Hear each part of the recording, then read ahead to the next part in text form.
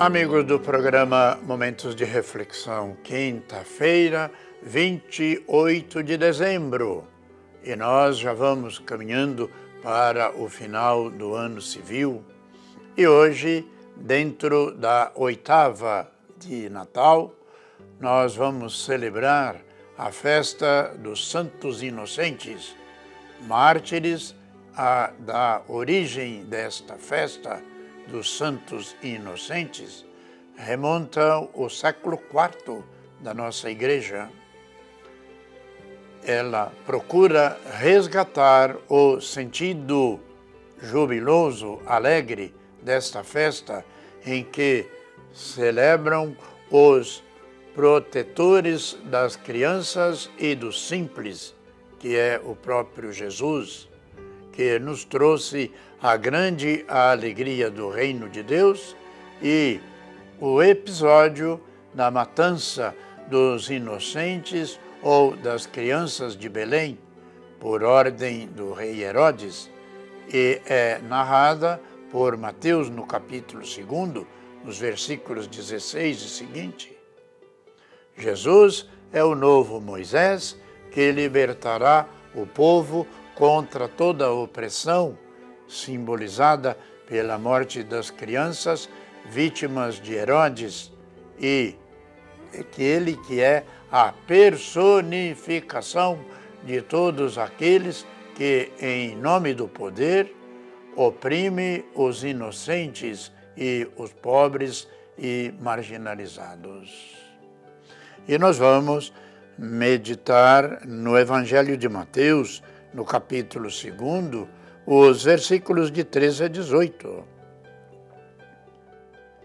Depois que os magos partiram, o anjo do Senhor apareceu em sonho a José e lhe disse: Levanta-te, pega o menino e sua mãe e foge para o Egito.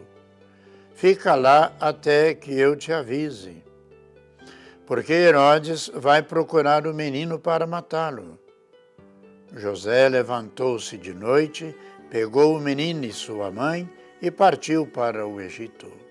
Ali ficou até a morte de Herodes, para que se cumprisse o que o Senhor havia dito pelo profeta: Do Egito chamei o meu filho. Quando Herodes percebeu que os magos o haviam enganado, ficou muito furioso. Mandou matar todos os meninos de Belém e de todo o território vizinho, de 2 anos para baixo, exatamente conforme o tempo indicado pelos magos. Então se cumpriu o que foi dito pelo profeta Jeremias. Ouviu-se um grito em Ramá, choro e grande lamento. É Raquel que chora seus filhos e não quer ser consolada, porque eles já não existem mais.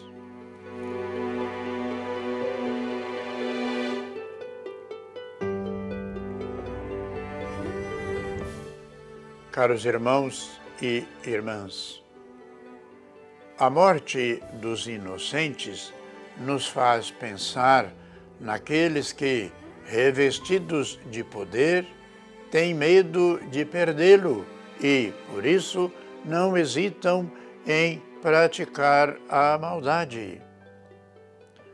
Morrem os inocentes e morre o justo de Deus, o Cristo Salvador, subjulgados pelo poder humano. Mas a morte foi e será sempre vencida pela vida, e os poderosos sucumbirão e cairão no esquecimento. Jamais aprovamos as atitudes geradoras de morte em nossos dias. O cristão autêntico está decididamente ao lado da vida. Pelos que sabemos de Herodes, não podemos estranhar mais esta crueldade. Aliás, ainda hoje, com a facilidade das comunicações, sabemos como é comum a crueldade com as crianças, crueldade de todo tipo, até mesmo nos lares, onde se poderia imaginar que elas estivessem salvas, são muitas vezes ameaçadas, que tornam inseguro e até mesmo dentro do seio materno, ou seja, com a liberação do aborto, como vemos por aí as afirmações.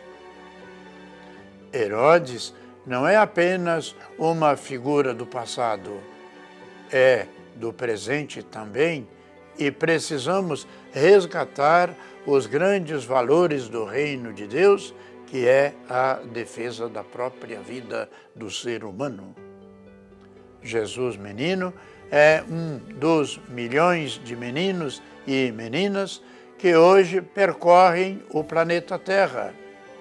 Seus mares e desertos, fugindo da violência e da fome e da miséria que assola tantos milhões de seres humanos pelo mundo afora.